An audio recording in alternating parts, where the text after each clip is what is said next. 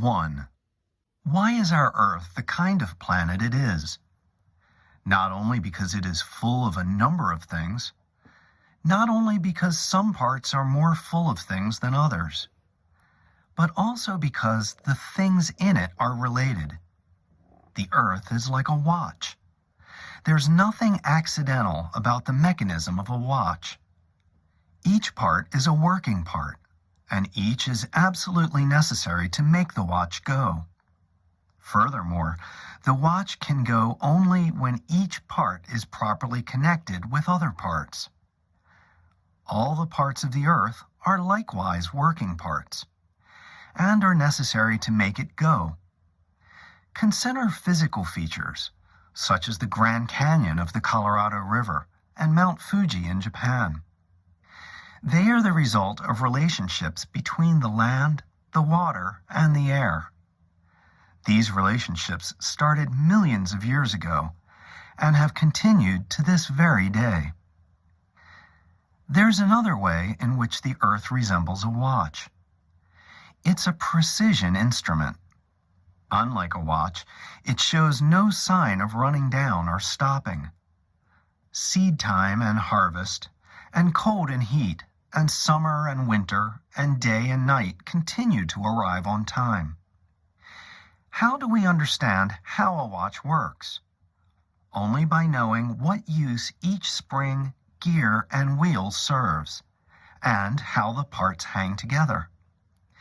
In the same way, we can understand how our world works only by getting to know the parts and the relationships between them. This, however, is not easy, even if it could be done at all. For there are far more working parts to the Earth than to a watch or any other precision instrument. Nobody yet knows exactly how many working parts there are. After all, some parts of the world are still barely known. Large areas of Antarctica remain unexplored. So are large areas of the atmosphere and the oceans, both of which are at work all the time, cooling and warming, drying and moistening the land surfaces of the Earth. Then again, some of the relationships between the known working parts are not fully understood. Unit 2. Human beings are the highest product of evolution. Human intelligence is far superior to that of any other organism. In structure, the human body is closely related to those of the chimpanzees, gorillas, orangutans, and gibbons. But this does not mean that human beings evolved from any of these apes. From their study of fossils, scientists think that ancient humans and apes had common ancestors millions of years ago. Apes and humans evolved in different directions and became adapted to different ways of life. More fossils of early human beings are being discovered each year, and accurate ways of dating them are being developed. But scientists still do not know the complete story of human evolution. In Africa, scientists have discovered human fossils that are believed to be more than 2 million years old. Among some of these fossils, simple tools have been found. Thus, scientists know that those prehistoric people could make tools. They no doubt were able to show their children how to make tools and how to use them. The bodies and brains of early human beings slowly evolved. They made better tools and weapons and became skillful hunters. Gradually, they learned to talk with one another. They discovered fire and learned how to make it. Human beings have had their modern form for about 100,000 years. If some of the first modern human beings were dressed in modern clothes, you would not notice them on the street. But the Neanderthal humans, who had developed in a parallel line, became extinct about 30,000 years ago. They apparently could not compete successfully with the direct ancestors of modern humans. For thousands of years, people lived in caves, on open plains, and in jungles. Gradually, they began to train animals and grow plants for their own use. In time, they began to keep records of their history. They are the first and only beings to seek out their own evolutional history. Unit 3. Do you think that American culture has influenced Japan positively? An American man sitting next to me at a party asked me this question. I gave him a commonplace answer like, "Some Japanese think that the American influence has been positive, but others think that it has been negative." The look on his face told me that he had gotten similarly unsatisfactory answers from other Japanese. To him, the word "you" meant you yourself. But to me, because of group harmony, you meant you Japanese. I was accustomed to making a general comment rather than a personal one. In Japan, I seldom had a chance to express my personal opinions. On those rare occasions, I tried to state neutral, harmless opinions. Otherwise, expressing contrary opinions would cause disorder, and I was afraid of being excluded from the group.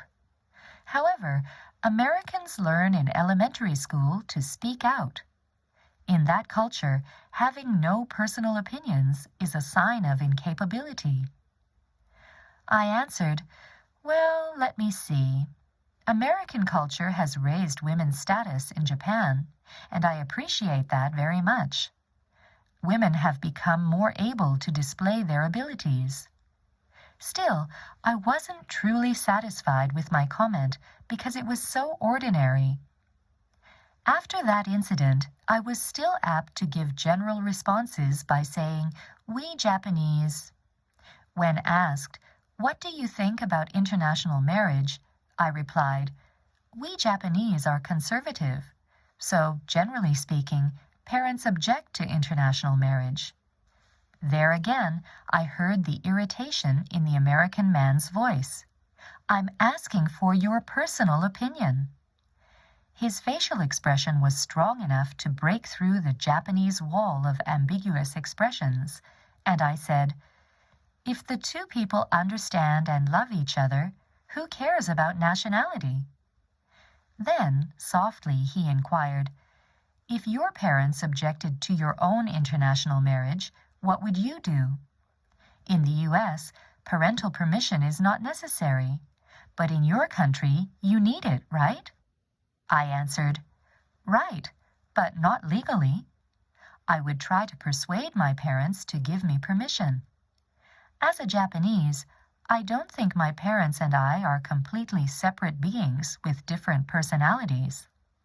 He continued, "If your parents persisted in objecting, what would you do?" I replied, "My parents say that if the man had a warm personality and could communicate with them in Japanese, they would allow the marriage to take place. Despite the many cultural differences, I would make every effort to win my parents over." Through free interchange of opinions, the conversation developed smoothly. By encouraging further frank give and take, we were able to understand and appreciate each other's culture better. Unit 4. Many people believe that because the automobile is in such general use in America, it was invented in the United States. That is not true. The gasoline motor car that we know began in France and Germany. What Americans did invent was a method of manufacturing cars in such numbers that in the end they led the world in production, producing some 75% of all the world's cars. One reason why motoring began in Europe, and at the start progressed more quickly there, was that the roads were so much better. In no branch of social and economic development was the United States so far behind Europe as in its roads. There were a number of reasons for this. In Europe, the hard base for thousands of miles of good highways had been laid by the Romans hundreds of years before.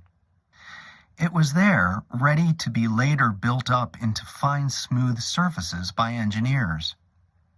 Second, distances there were not very great, and the large number of towns and villages, all quite near one another, made road building economical.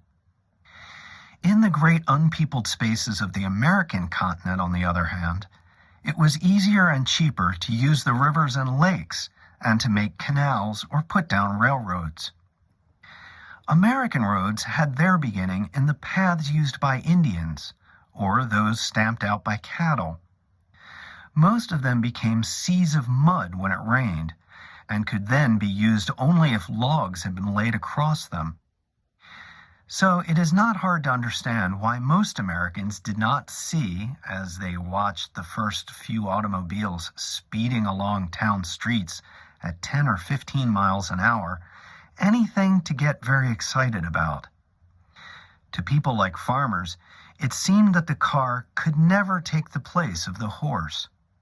After all, the horse had its own power plant.